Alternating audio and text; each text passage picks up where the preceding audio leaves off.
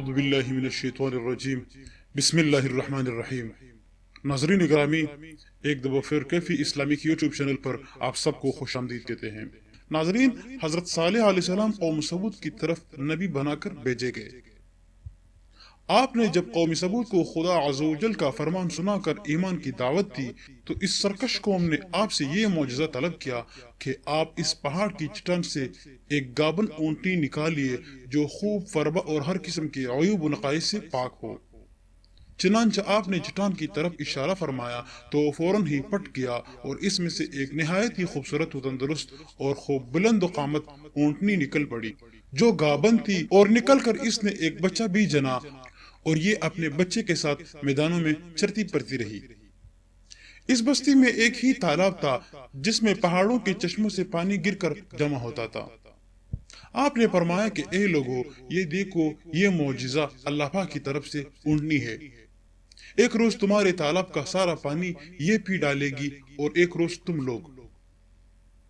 قوم نے اس کو مان لیا۔ پھر آپ نے قوم سمود کے سامنے یہ تقریر فرمائی: یا قوم اعبدوا اللہ ما لکم من الہ غیرہ قد جاءتکم بینۃ من ربکم هذه ناقۃ اللہ لکم آیۃ فذروها تأکل فی ارض اللہ ولا تمسوها بسوء فیأخذکم عذاب علیم۔ اے میری قوم، اللہ کو پوجو، اس کے سوا تمہارا کوئی معبود نہیں۔ بے شک تمہارے پاس تمہارے رب کی طرف سے روشن دلیل آئی ہے۔ یہ اللہ پاک کا ناقہ ہے تمہارے لیے نشانی، تو اسے چھوڑ دو کہ اللہ کی زمین میں کھائے، اور اسے برائی سے ہاتھ نہ لگاؤ کہ تمہیں دردناک عذاب آئے۔ چند دن قوم سمود نے اس تکلیف کو برداشت کیا کہ ایک دن ان کو پانی نہیں ملتا تھا، کیونکہ اس دن تالاب کا سارا پانی اونٹنی پی جاتی تھی۔ اس لیے ان لوگوں نے یہ طے کیا کہ اس اونٹنی کو قتل کر ڈالے۔ چنانچہ اس قوم میں قدر بن صالب جو سرخ رنگ کا، بری آنکھوں والا اور پستہ قد آدمی تھا اور ایک زناکار عورت کا لڑکا تھا، ساری قوم کے حکم سے اس اونٹنی کو قتل کرنے کے لیے تیار ہو گیا۔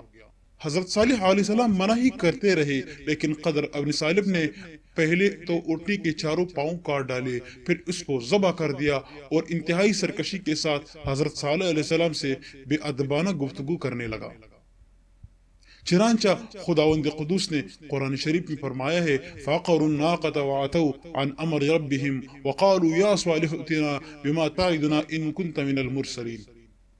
پس ناقہ کی کوچے کاٹ دے اور اپنے رب کی حکم سے سرکشی کی اور بولے: اے صالح، ہم پر لے آؤ جس کا تم وعدہ دے رہے ہو اگر تم رسول ہو۔ قوم سمود کی اس سرکشی پر عذاب خداوندی کا ظہور اس طرح ہوا کہ پہلے ایک زبردست چنگاڑ کی خوفناک آواز آئی، پھر شدید زلزلہ آیا جس سے پوری آبادی اتل پتل ہو کر چکنا چور ہو گئی۔ تمام عمارتیں ٹوٹ پھوٹ کر تہس نہس ہو گئے اور قوم سمود کا ایک ایک آدمی گھٹنوں کے بل اندھا مر گیا۔ قرآن مجید نے فرمایا: فَأَخَذَتْهُمُ الرَّجْفَةُ فَأَصْبَحُوا فِي دَارِهِمْ جَاثِمِينَ۔ تو انہیں زلزلہ نے آ لیا تو سب کو اپنے گھروں میں اوندے رہ گئے۔ حضرت صالح علیہ السلام نے جب دیکھا کہ پوری بستی زلزلوں کے جھٹکوں سے تباہ برباد ہو کر اینٹ پتھروں کا ڈھیر بن گئی اور پوری قوم ہلاک ہو گئی تو آپ کو بڑا صدمہ اور قلق ہوا، اور آپ کو قوم سمود اور ان کی بستی کے ویرانوں سے اس قدر نفرت ہو گئی کہ آپ نے ان لوگوں کی طرف سے منہ پھیر لیا اور اس بستی کو چھوڑ کر دوسری جگہ تشریف لے گئے، اور چلتے وقت مردہ لاشوں سے یہ فرما کر روانہ ہو گئے: یا قوم لقد ابلغتکم رسالۃ ربی ونصحت لکم ولکن لا تحبون الناصحین۔